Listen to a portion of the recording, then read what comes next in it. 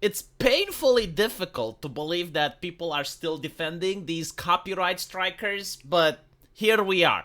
And there's two types of people that are defending them. The first group of people is that, okay, so the recreation of the Last Supper at the Olympics, that's a good thing. You know, it's good that Christians got offended. There's many people like that. Whether they say it directly or indirectly, it doesn't matter. But for instance, you have Macron, which is like, oh, great ceremony, great ceremony. Jill Biden as well. Amazing ceremony. Excellent, excellent. Right? So you got those people that are like, well, so what if Christians got offended? You know? Or sometimes they will say, oh, Christians always get offended. It's like, yeah, but like, you went out of your way in order to try to create offense. Like, you literally try. You spend millions of dollars on this shit in order to offend people. Congratulations, you succeeded. But then there's the other people, right? Now, when I first heard the explanation, I thought that no one is dumb enough to buy it. Like no one is going to be this level of stupid in order to buy such an explanation. And apparently the explanation is that, well, this wasn't the Last Supper. You see, this is actually a recreation of Dionysus. Dionysus is right. Now, what's interesting is that the actors that recreated, they thought that is the Last Supper. Apparently, religious organizations like Catholic organizations and even Iran, like even they thought that is the Last Supper. But no, like, a man just comes out and it's like, it's Dionysus. It's Dionysus. And I'm like, well, no one is going to think that, right? But then you have short fat otaku. I am sorry that I don't go on the Arshcast anymore, but maybe I should. Like, I genuinely want to challenge him on this. Although I don't even know if the discussion is productive. At this point, it's just entertaining. But like, come on, Dev. Come on. You know, I have vouched my name for so long that you're not arguing in bad faith. There is no freaking way that you believe this guy. This is the equivalent of someone putting a swastika on their forehead and then going into a Holocaust memorial museum. And when people attack him, they go like, oh, why are you freaking out? It's just a manji, bro. Oh, don't you feel stupid right now? Oh, it's just a manji. Do you think that would fly? I genuinely don't understand. Like, do you have no scrutiny in you? Like anything that someone in a position of authority tells you, if it sounds even remotely plausible, you're like, oh well, I mean, of course, it's Dionysus. So like, they literally had no idea what they were doing. They had absolutely no clue. You know what? I bet the person was shocked. I tell you, he was sitting in his house, was watching the reaction of other people from Olympics, and he was like, well, why are they saying it's the Last Supper? It was supposed to be Dionysus. Like, don't they know? Is everyone so uneducated? I will tell you why I think this is bad faith and like why it triggers me so. It's because I remember a story that I read from Reddit. It was a very interesting story, right? So like, it happens in a corporate environment, and you have this individual which is trans, and they're talking about their lived experiences at the office, and apparently everyone at the office respected their pronouns. Right? It's important. It's pivotal. It's the most essential human right. The pronouns, sacred. But there was that one guy who refused to use the pronouns, and instead they would say my esteemed colleague. Now, they would talk about in third person about other people, and they would say, you know, she, her, he, him. He knew the pronoun. But when it was about the transgender person, every single time they would say, my esteemed colleague. And this seems to frustrate the opening poster, the transgender in question. Like, it frustrates him. So he goes to Human Resources and files a complaint. But the Human Resources says, well, you know, my esteemed colleague is not an insult, and they're not actually misgendering you, so we can't do anything about it. And, you know, they went on Reddit in order to ask for advice because this was driving that person crazy.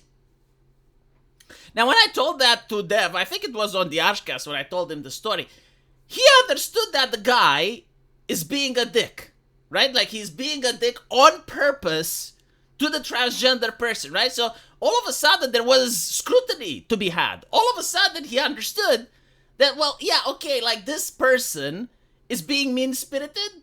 Like, There is no wiggle room to be had here. Like, we understand the greater context. All of a sudden, the tapestry of the universe was revealed to them. He noticed the connections, the context, the culture that we live in. He understood everything and drew the correct conclusion that it's not that the person just happens to believe that this is an esteemed colleague, but instead, he is being a cheeky little shit. You know, now the question wasn't about morality, whether or not it was appropriate to be a cheeky little shit.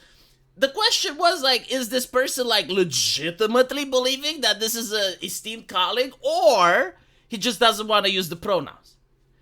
So it's interesting how when it comes to that, he is able to have scrutiny, but when it comes to this situation where it's Dionysus, all of a sudden it's Dionysus. Oh, you guys are so uneducated, right? Read the book.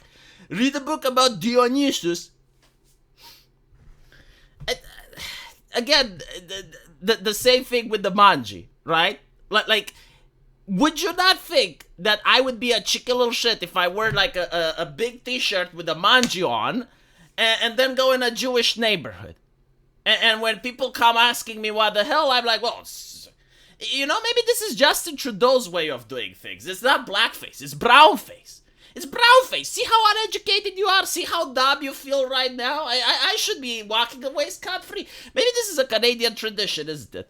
It's like you got the Prime Minister blackfacing himself, and when the reporters come knocking, it's like, no, you're not educated bigots. It's brownface, actually. Actually, it's brownface.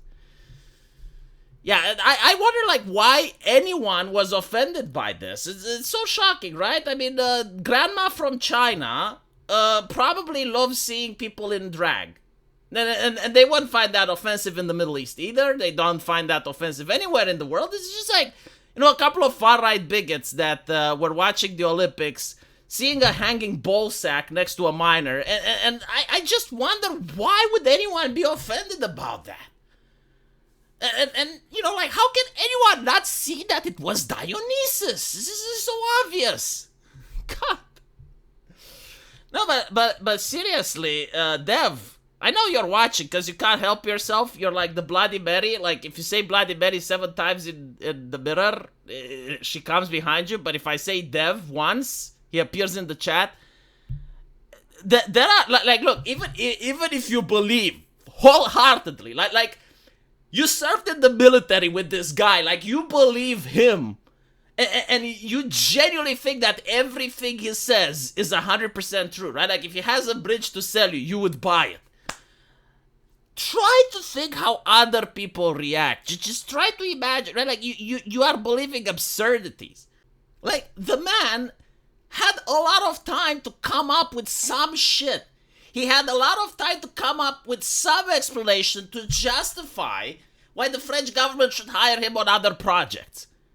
Why he should at least have other jobs after this, right? He had ample opportunity. He probably had an entire PR team figuring it out.